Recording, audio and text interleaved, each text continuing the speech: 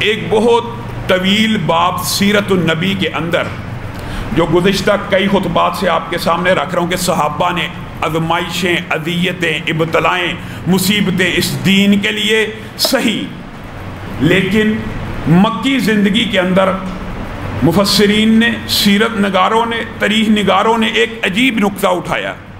وہ کیا ہے؟ یہ بڑا طویل باب ہے، اس کو اختصار سے آپ کے سامنے رکھ کے بات کو آگے بڑھائیں گے کہ مکی زندگی کے اندر رسول اللہ صلی اللہ علیہ وسلم کے جانثار تو تیار ہوتے چلے جا رہے تھے، قوت اور طاقت تو آہستہ آہستہ بڑھ رہی تھی، لیکن کیا وجہ ہے کہ مکی زندگی میں رسول اللہ صلی اللہ علیہ وسلم نے اقدامی جہاد نہیں کیا، تلوار نہیں نکالی، کفار سے مقابلہ جس طرح مدینہ جا کر اعلانیہ طور پہ فوج کی صفیں منظم کی، ریاست قائم کر کے اپنی سرحدوں کا تحفظ کیا، مکہ کے اندر رسول اللہ صلی اللہ علیہ وسلم نے ایک ریاست کی بنیاد کیوں نہیں رکھی، تلوار کیوں نہیں اٹھائی، کافروں کے ساتھ جنگ کیوں نہیں کی؟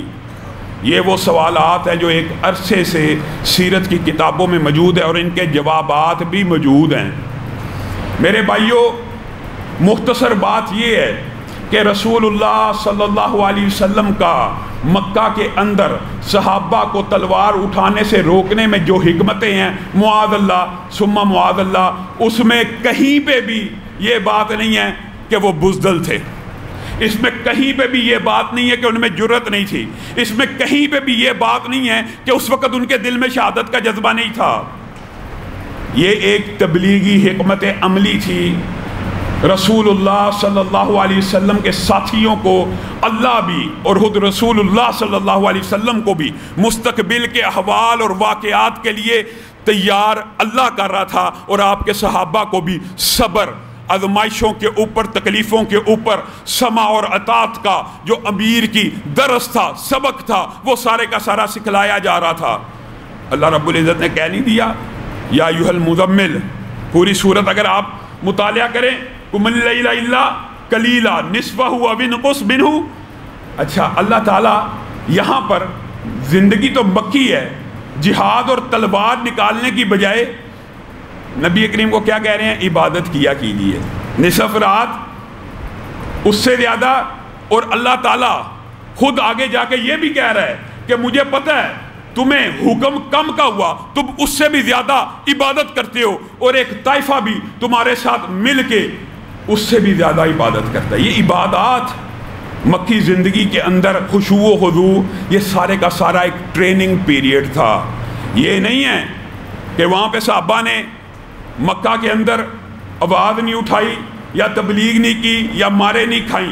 یہ ایک حکمت عملی ہے، ایک اسٹریٹجی ہے، لیکن اس اسٹریٹجی کا ایک مفہوم اور ایک مقصد ہمارے معاشرے میں بہت غلط انداز میں نکالا گیا، معاذ اللہ۔ وہ کیا ہے؟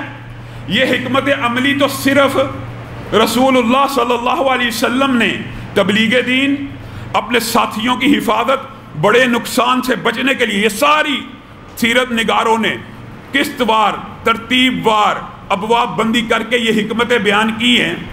رسول اللہ صلی اللہ علیہ وسلم نے تو ان بڑے مقاصد کو سامنے رکھتے ہوئے ان چیزوں کے اوپر کچھ دیر آپ سمجھ لیں اقدامی جہاد کو روکے رکھا یا تلوار نکالنے سے رکے رہے، لیکن ہوا کیا؟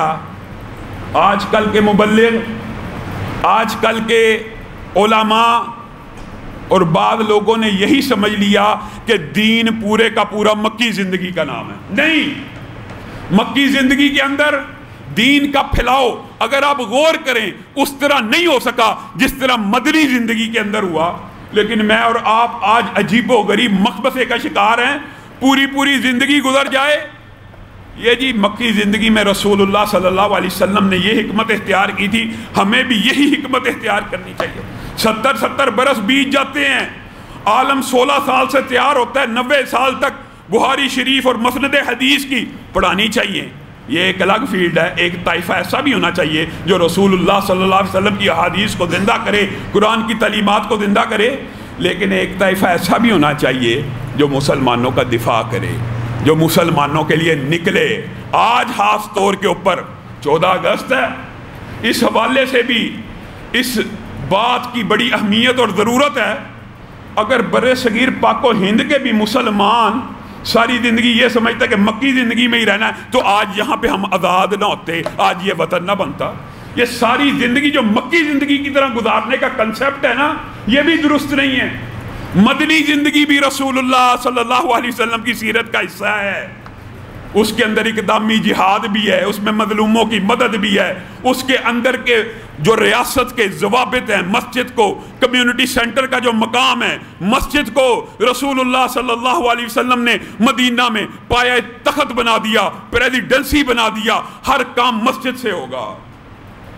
وہ سارے کے سارے واقعات بھول کے ہم کہتے ہیں جی ابھی وہ حالات نہیں ہیں۔ کیا حقیقت بتائیے، پاکستان میں یا مسلم ممالک میں، کوئی ایک مسلم ممالک میں ہاں ظلم ہیں، دینداروں کے اوپر سختیاں ہیں، لیکن حقیقت بات یہ ہے اللہ تعالیٰ نے آسانیاں دی ہوئی ہیں۔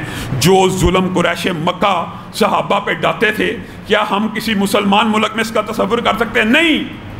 تو گویا یہ استدلال آج بھی باطل ہے کہ رسول اللہ صلی اللہ علیہ وسلم کی مکی زندگی کی حکمتوں سے انکار نہیں ہے، لیکن ساری زندگی جی مکی کی زندگی کی طرح گزارنی ہے، یہ بات قابل اعتراض ہے۔ آگے